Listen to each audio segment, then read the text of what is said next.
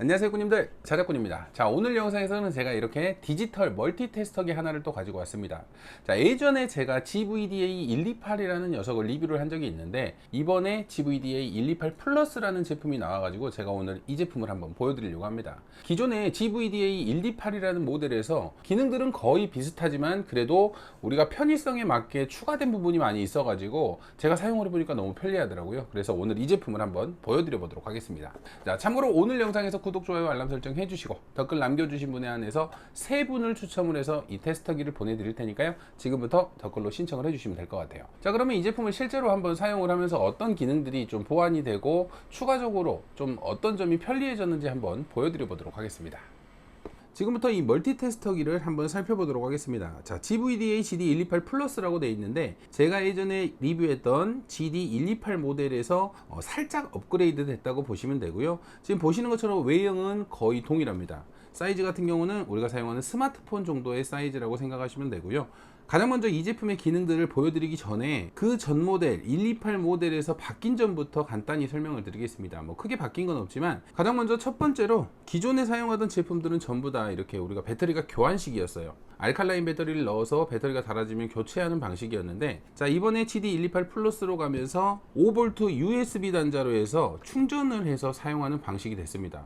우리가 이 제품을 켜놓다 보면 배터리가 금방 떨어져 버리는 그런 현상 때문에 좀 불편함이 있었는데, 이렇게 충전식으로 바뀌다 보니까 USB만 꽂아주면 이렇게 배터리의 잔량도 표시가 되고요. 이렇게 지금은 만충이 돼서 풀이라고 표시가 되는데, 배터리 잔량이 없다면 여기에 20%, 40%, 60%, 80%, 100% 이런 식으로 배터리 잔량까지 표시를 해주니까 이 충전되는 부분은 너무나 좋은 것 같아요. 이제 우리가 배터리에 대한 부담이 확실히 많이 줄어들겠죠. 첫 번째로 바뀐 부분은 이 충전 부분이 바뀌었습니다. 자, 그리고 두 번째로 바뀐 기능 같은 경우는 이 기능키입니다. 우리가 여기에 있는 기능들을 사용을 할 때 원래 버튼을 하나씩 누르면 한 칸씩 한 칸씩 이동하는 방식이었죠. 그래서 예를 들어서 이 7번째 정도 사용을 하고 싶은데 커서가 여기 있다면 7번을 눌러야 되는 불편함이 있었어요. 그리고 이곳을 사용하다가 뒤에 있는 걸 사용하고 싶으면 또다시 이렇게 한 바퀴를 돌아야 된다는, 한 번씩 클릭을 하면서 계속 순차적으로 이렇게 이동을 해야 된다는 좀 불편한 점이 있었는데, 이번에 바뀐 기능키 같은 경우는 지금 오토 모드에서 오른쪽 버튼을 누르면 이렇게 오른쪽으로 이동을 합니다. 그리고 또 반대로 왼쪽 버튼을 누르면 반대로 뒤로도 이동을 해요. 그래서 이 끝부분에 있는 전류값 측정을 한다고 하면 반대편 키를 누르면 바로 이쪽으로 이렇게 기능을 사용할 수가 있습니다. 반대로도 가고 또 역방향으로도 이렇게 이동이 되다 보니까 우리가 기능들을 사용할 때 정말 편리해졌습니다. 예전에는 버튼이 하나라서 누를 때마다 이렇게 한 칸씩만 이동을 했었죠. 끝에 있는 부분을 쓰려면 이렇게 눌러고 써야 되는데 지나가 버리면 아이 또 눌러야 되네, 이게 상당히 불편한 점이 있었는데, 이제는 이렇게 실수를 하더라도 반대로 돌려서 반대로 우리가 기능들을 반대로도 사용할 수 있는 이 양쪽 방향 버튼 키는 너무나 편리한 기능으로 추가가 된 것 같아요. 자, 가장 먼저 여기에 있는 전원 버튼을 꾹 누르고 계시면 전원이 켜지게 됩니다. 자, 전원이 켜지면 가장 먼저 오토 모드로 되어 있는데요, 오토 모드에는 여기 녹색불이 깜빡이죠. 컴에는 우리가 검정색 리드봉을 꽂으면 되고요, 인풋에는 빨간색 리드봉을 꽂으시면 됩니다. 이 오토 모드 같은 경우는 여기에 있는 녹색 버튼 3개 있죠. 자, 첫 번째 게 볼트, 두 번째 게 저항, 세 번째 게 통전 테스트입니다. 자, 이 세 가지의 기능은 우리가 별도로 세팅을 하지 않아도 리드봉을 가져다 댔을 때 자동으로 인식해서 측정을 해주는 오토 모드라고 생각하시면 됩니다. 컴에는 검정색, 인풋에는 빨간색 리드봉을 이렇게 꽂으시면 이제 측정을 시작하게 됩니다. 자, 이 오토 모드에서 이 기능 키를, 오른쪽 키를 한번 누르게 되면 이렇게 볼트에 이 커서가 가게 됩니다. 그래서 볼트 체크를 할 수 있는 기능인데요, 자, 여기에 보면 DC라고 적혀 있죠. 우리가 사용하는 파워뱅크 플러스 마이너스가 존재하는 직렬 연결 같은 경우는 DC 모드로 측정을 하시면 됩니다. 그리고 여기에 셀이라는 버튼이 있는데, 자, 셀을 누르면 AC로 바뀝니다. 자, AC 같은 경우는 우리가 가정에서 사용하는 220V 전기라고 생각하시면 돼요. 그래서 이렇게 DC와 AC를 측정할 수 있는 볼트 체크 기능입니다.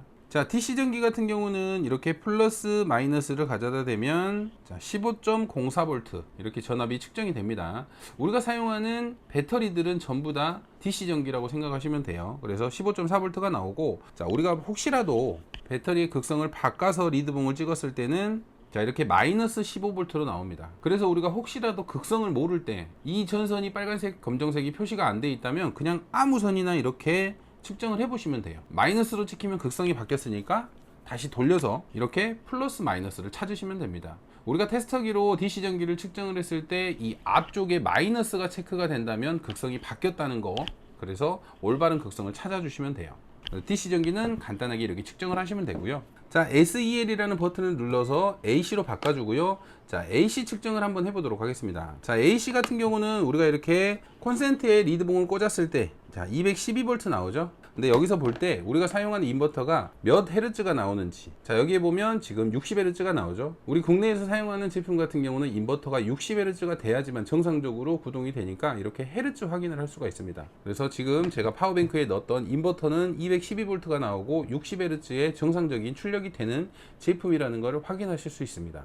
자, 지금은 가정에 있는 콘센트에 꽂으니까 217V가 나오죠. AC 전기. 그리고 헤르츠는 역시나 60Hz 동일하게 나오고 있는 모습이 보입니다. 220V가 출력이 잘 되는지, 헤르츠는 잘 나오는지 이렇게 AC 측정을 통해서 확인하실 수 있습니다. 그래서 첫 번째는 간단한 우리가 볼트 체크 기능이라는 거 참고하시면 되고요. 자, 두 번째 같은 경우는 저항 측정입니다. 자, 우리가 사용하고 있는 작은 저항, 이 저항 값이 몇 짜리 저항인지 이렇게 측정을 했을 때 어디가 없냐, 자, 20ohm이라는 게 확인이 되죠. 자, 이 저항 같은 경우는 20ohm짜리 저항이라는 거를 이렇게 오hm 체크, 저항 체크를 통해서 알 수가 있습니다. 그래서 저도 많이 사용하는 저항은 아니지만 이렇게 또 저항 값을 확인할 수가 있습니다. 자, 세 번째 기능 같은 경우는 이렇게 알림 표시죠. 알림 표시 같은 경우는 통전 테스트입니다. 두 리드봉이 연결이 됐을 때 이렇게 소리가 납니다. 자, 통전 테스트 같은 경우는 이렇게 전기가 통하는지 안 통하는지를 알려주는 거예요. 자, 지금 코팅이 돼서 전기가 안 통하잖아요. 근데 코팅이 안 된 부분과 여기에 벗겨진 부분을 리드봉으로 찍으면, 자, 이렇게 소리가 나면서 전기가 통한다는 걸 알려줘요.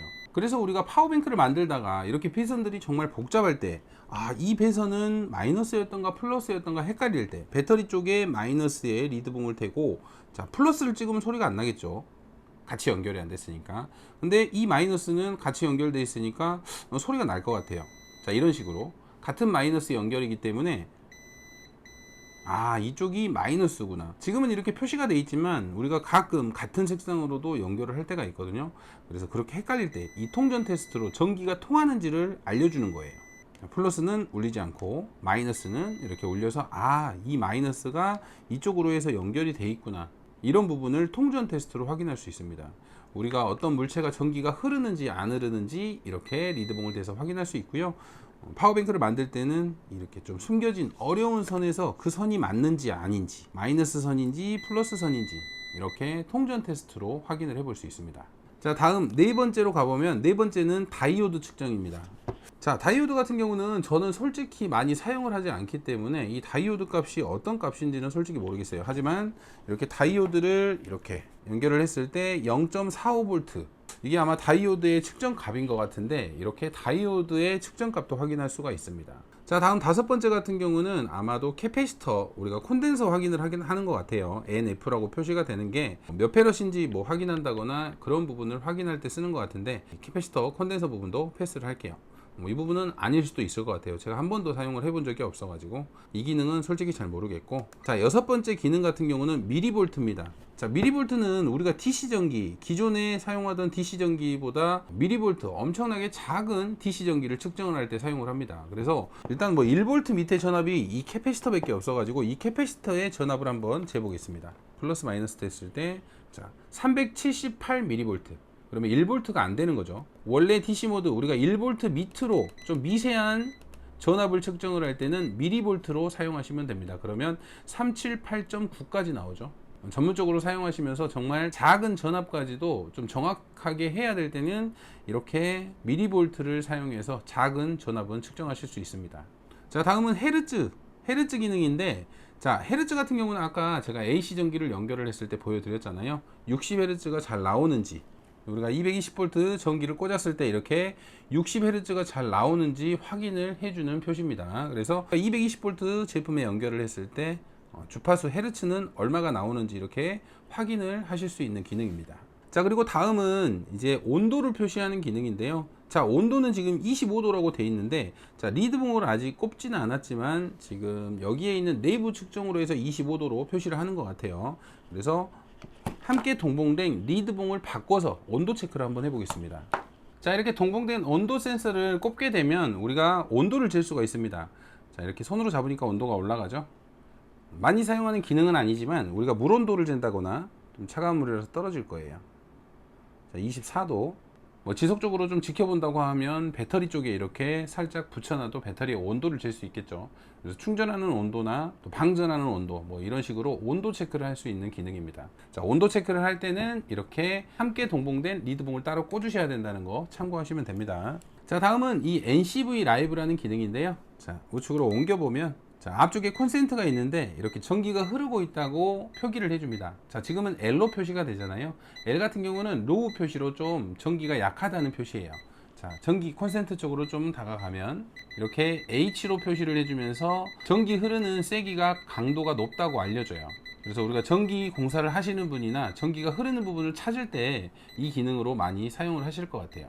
그래서 우리가 전기가 좀 강한 방향은 이렇게 H로 표기를 해주다가, 자, 이렇게 전기가 좀 약한 부분은 로우로 표시를 해줍니다. 자, 이 부분 같은 경우는 좀 전기를 전문적으로 사용하시는 분이 사용하시면 좋을 것 같은데, 뭐 제가 보기에는 전기의 우리가 강도는 찾긴 하는데 정확도에 대해서는 제가 확답은 못 드리겠어요. 그래서 전문적으로 사용하시는 그런 분에게는 좀 안 맞을 수 있다는 거, 정확도가 좀 떨어질 수 있다는 거 참고하시고 사용을 하시면 될 것 같아요. 자, 다음 기능 같은 경우는 밀리암페어입니다. 그리고 그 다음 기능은 암페어. 우리가 이 테스터기로 간단한 전류 테스트를 해볼 수가 있어요. 우리가 사용하는 제품이 몇 암페어 전류를 소비하는지 이 테스터기로 측정을 할 수가 있습니다. 근데 여기서 중요한 점이 예전 모델에도 그랬지만, 자, 여기에 보면 암페어 체크는 10암페어까지만 가능합니다. 그래서 10암페어가 넘는 부하가 발생을 했을 때는 내부에 있는 퓨즈가 고장이 나게 돼요. 그래서 분해를 해서 수리를 해야 되니까 10암페어가 넘어가는 제품은 측정을 하시면 안 돼요. 무조건 다 측정할 수 있는 게 아니기 때문에 우리가 작은 제품들, 간단한 소전류를 사용하는 LED라든지 간단한 모터라든지 이런 부분만 간단하게 테스트를 하셔야 됩니다. 내가 생각했을 때 얘는 힘이 약하다, 좀 낮은 전력을 소비하는 제품 같다 그러면 몇 암페어를 소비하는지 확인만 할 수 있는 기능이라는 거 참고하시면 될 것 같아요. 자, 그럼 배터리에서 오는 마이너스 같은 경우는 제품의 마이너스에 그냥 똑같이 연결을 하고요. 자, 플러스 부분 같은 경우는 배터리에서 오는 플러스 같은 경우는 리드봉 빨간색에 연결을 해주시고요. 자, 리드봉 검은색 같은 경우는 제품의 플러스에 연결을 해주세요.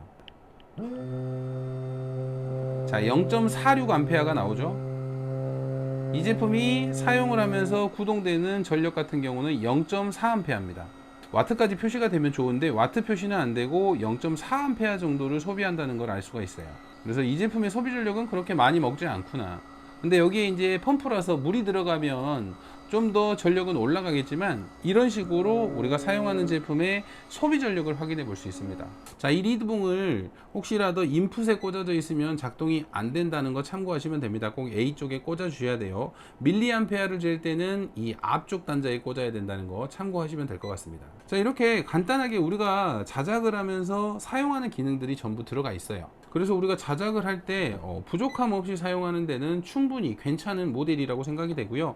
이렇게 시인성이 좋으면서 간단하게 작업을 하면서 이 뒤쪽에는 받침대도 있어서 이렇게 세워서 사용하실 수도 있습니다.